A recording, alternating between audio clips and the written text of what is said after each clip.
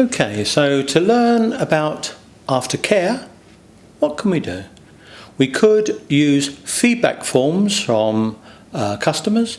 We could do market research involving questionnaires. We could actually ask for guarantee cards or warranty cards to be completed and sent back. Then we know who our customers are, and indeed they could tick the answers to various questions as to whether they're satisfied with service they've had from us whilst that transaction took place. We could offer other things such as money-back guarantees, full refund if not satisfied. We could actually go on to free servicing. If you buy our product, perhaps an electrical product or a car, free servicing if it needs repairing, such as a washing machine or a vacuum cleaner in the first 12 months, or indeed perhaps a motor car, free servicing for the first 5 years. Some motor car manufacturers have made that offer in the past. This gives confidence to customers that if they buy and should something go wrong, that there will be some recourse to action and the product will be repaired or replaced without any additional cost to themselves. A company such as Citroën Peugeot, that's one company that makes two brands of car in France, they do something simple. They actually send out birthday cards and Christmas cards to their customers, because when someone buys one of their brand new cars, they may not be in the market again for another 3 or 4 or 5 years, and they want to remain in contact with them during the intervening time until they are next in the market to buy a new car. Going to mention something called the loyalty ladder. The loyalty ladder, the aim or goal of that is to build a relationship with your customer. And it has various stages. So we go, think of a ladder, think of the steps of a ladder, the rungs of a ladder. So at the lower level, at the bottom, the lower level, number one, the prospect. So this is a customer, potential customer, a prospect. They may be persuaded to do business with you in the future. The next level, the purchaser. Number two, the purchaser. They have done business with you once. The third level, the client. They have done repeat business with you, but they may be negative towards you and your company, may be neutral towards you and your company. The fourth level, the supporter. They like your business, but only support your organisation quite passively in nature. The fifth level, getting higher now of course, the advocate. The advocate, they actively recommend you to others. Could be neighbours, relatives, friends. This helps you obviously to expand your business. And the top level, the partner. They believe that they have a relationship with you. Hopefully you've built a relationship with them and they have responded to that. So the 6 levels of the loyalty ladder: prospect, purchaser, client, supporter, advocate, and partner or partnership right at the top. And it's important to remember that if you can build this relationship with a partner, then you can begin to consider them a partner, a customer for a long, long time. This can be referred to as lifetime value. The lifetime value of a customer. For example, if they buy a car from you and then 3 years later buy a new car also from you, and then 3 or 4 years later another new car also from you, it might be that they're buying from you over many, many years. And if you could aggregate the expenditure that they have made in total over a period of 20 or 30 or 40 years, you can see that they have been a tremendously worthwhile customer for you to have gained and to have retained based upon the amount of money they spent over that period of time.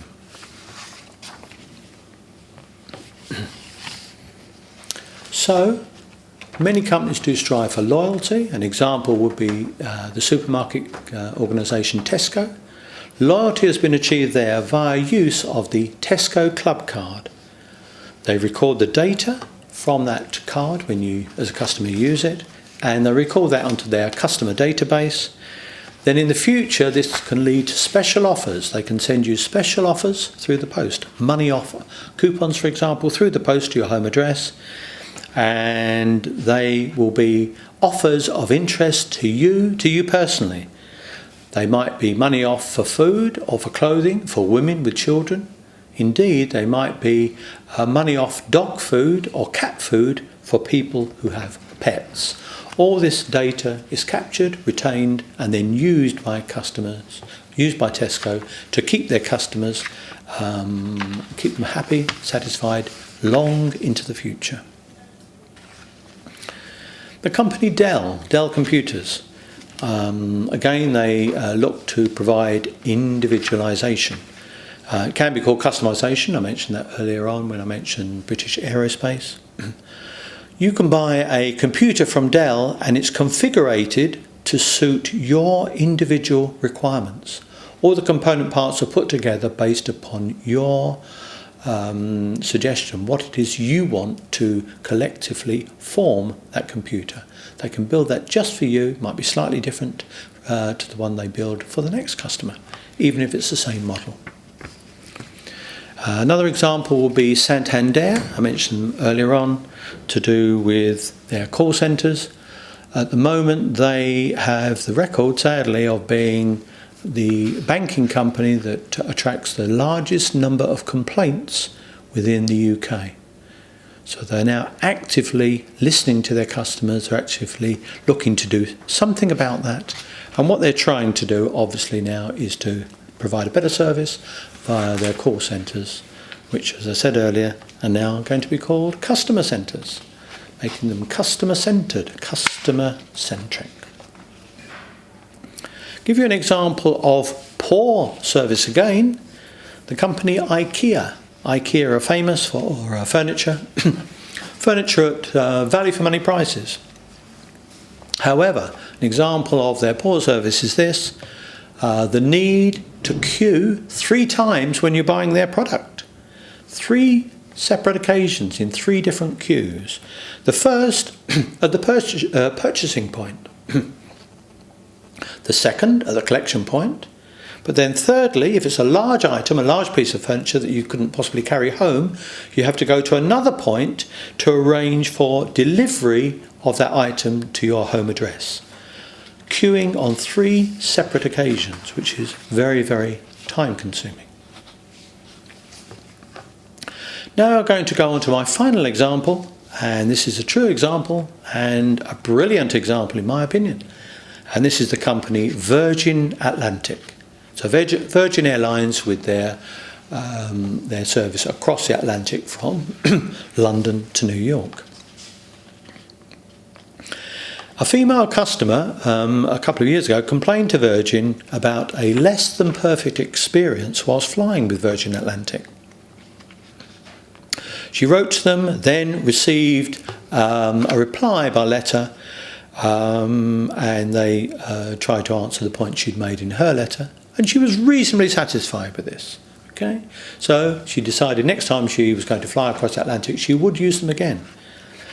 When she was due to go, she booked her flight. She arrived at the airport, got on the plane, and sitting in the next seat to her was Richard Branson, Sir Richard Branson, the chairman and chief executive of that organisation. He was there deliberately to sit with her and speak to her.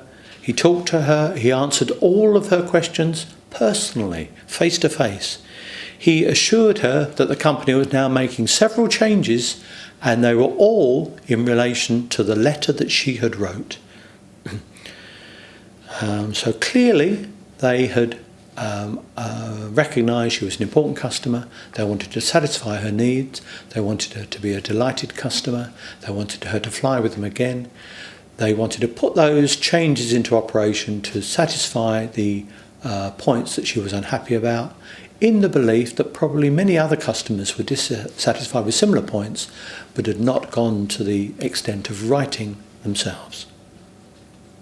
What a brilliant example of customer service.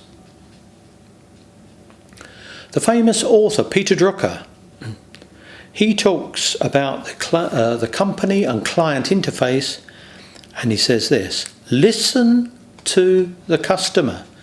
Provide the standard of service that they are looking for.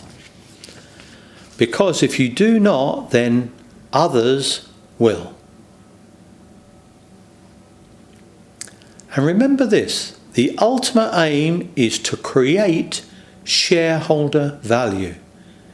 You can only do this by gaining and retaining customers, keeping them satisfied, keeping them delighted with what it is your company has to offer in comparison to that being offered by your competitors. Thank you for indeed watching and listening to this module, Customer Relationship Management. Thank you very much.